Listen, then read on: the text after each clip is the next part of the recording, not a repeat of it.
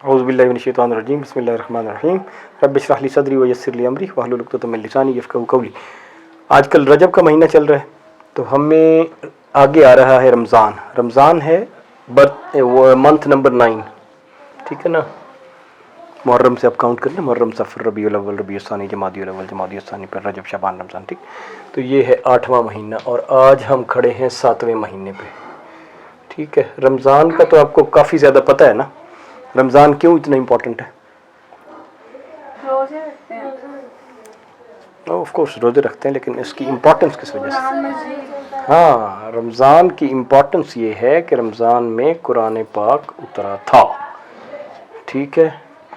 तो हमारे जी स्टार्ट भी कहते हैं इसी मंथ, हाँ, स्टार्ट भी इसी मंथ में हुआ था, एंड भी इसी मंथ में हुआ था। फिर हज़रत जिब्राइल इस मंथ में जितना कुरान उतर चुका होता था सारे का सारा हज़ूर सल्लल्लाहु अलैहि वसल्लम के साथ दौरा करते थे, राइट। तो रमज़ान के बारे में डिटेल में तो हम बाद में बात करेंगे, लेकिन जो भी देखें ना, यकदम जब यकम रमज़ान आ जाएगा तो ऐसे यकदम तो आप चेंज नहीं हो जाएंगे ना कि एक दफ़ा गियर तब्दील हो जाएंगे और फिर आप करना शुरू कर देंगे नमाजें और रात के क़याम और इबादतें, ठीक।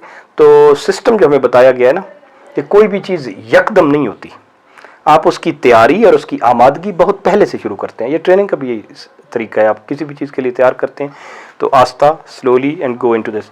तो ये तरतीब ये बनाई गई है कि जो रजब है ना, ये हज़ूर सल्लल्लाहु अलैहि वसल्लम ने फरमाया है कि इसी तरह है जैसे जैसे हवाएं चलती हैं, ठीक।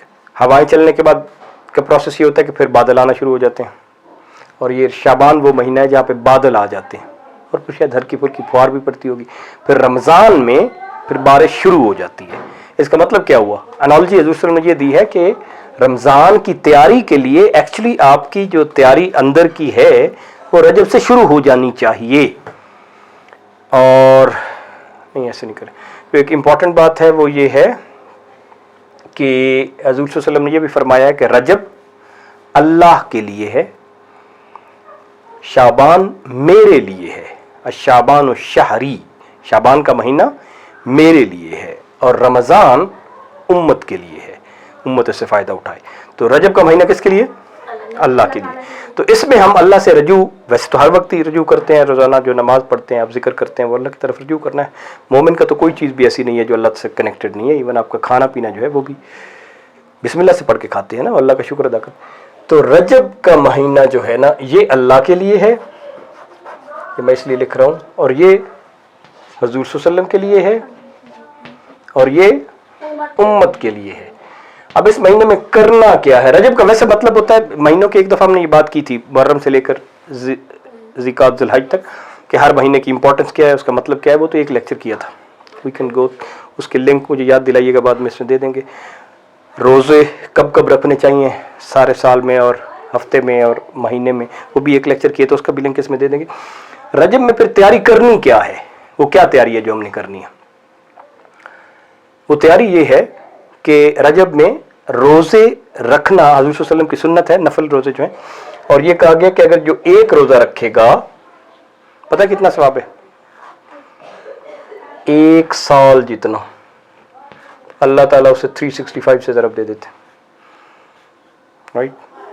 और जो 7 रोज़े रखेगा रजब के, तो अल्लाह ताला दोज़ख के 7 दरवाजे बंद कर देंगे उस पर।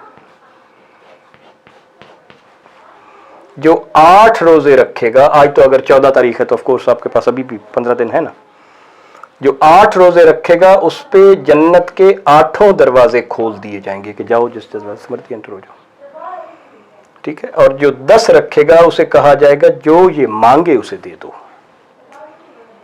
और जो 15 रखेगा उसके लिए तो अल्लाह ताला एक फरिश्ता भेजते हैं, वो कहता है कि ये बंदा ऐसे ही है कि इसके पिछले सारे गुनाह माफ़ कर दिए जाएं और ये फिर से अपने अमाल शुरू करें। और जब अल्लाह ताला गुनाह माफ़ करते हैं तो जो मखलूक के ज़िम्मे आपके गुनाह होते हैं ना, वो नहीं माफ़ होते। वो मतलब किसी ने किसी का हक खाया हुआ है तो वो तो नहीं माफ़।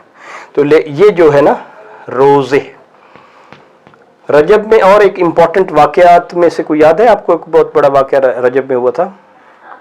27 रजब को हज़ूर सल्लल्लाहु अलैहि वसल्लम मेराज पे गए थे, ठीक है। तो ये बहुत बड़ा वाक़या, ठीक है। इसमें नमाज भी इसी में फ़र्ज़ हुई, एक्चुअली ज़कात भी इसी में फ़र्ज़ हुई थी, तो ज़कात के फिर डिटेल के वाक़यात बाद में आए हैं, समझ आई ना।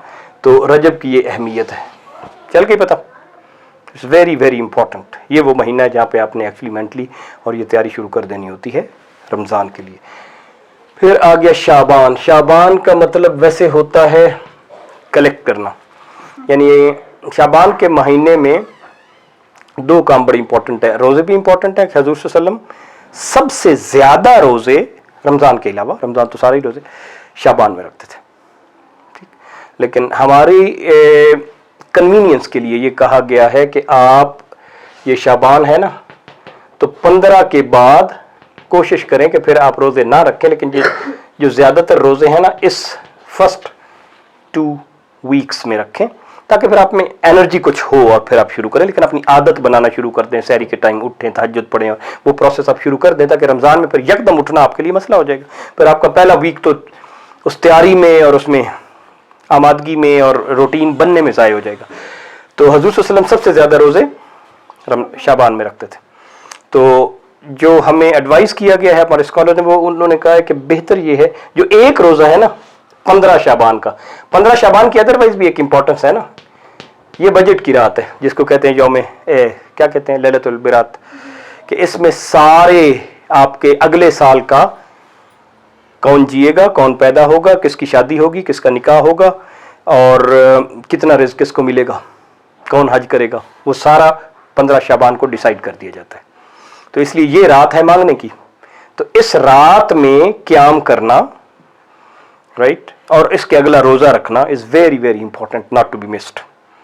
तो वैसे हज़ूर सल्लल्लाहु अलैहि वसल्लम का तरीक़ाकार ये है कि वो 13, 14 और 15 हर मंथ के जो दरमियान वाले 13, 14 और 15 जो है ना वाइट नाइट्स, जिसमें चांद रात को निकलता है ना 14वीं का, 13, 14 और 15 को आपकी रात में चांदनी सबसे ज़्यादा होती है ना, तो एक किस्म की वो जो रातें हैं ये तीनों रखने चाहिए और आदत बनानी चाहिए। फिर आ जाएगा रमज़ान, पर रमज़ान का तो हम रमज़ान पे अलग लेक्चर करेंगे। तो ये बात समझ आ गई आपको।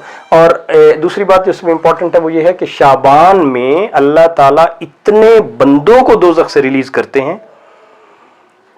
मिसाल ये दी गई है कि फ़लाँ कबीला कोई अरबों में था कल्ब, उनके पास बकरियां बहुत थी, यानी कि पूरी आप वादी जानते हैं, वादी होती है कि एक पहाड़ है और एक दूसरा पहाड़ है और उसके दरमियान जितनी भी जगह है ना, ये है वादी, बिटवीन 2 माउंटेन्स, तो ये जगह होती है इसको क्या कहते हैं, वैली।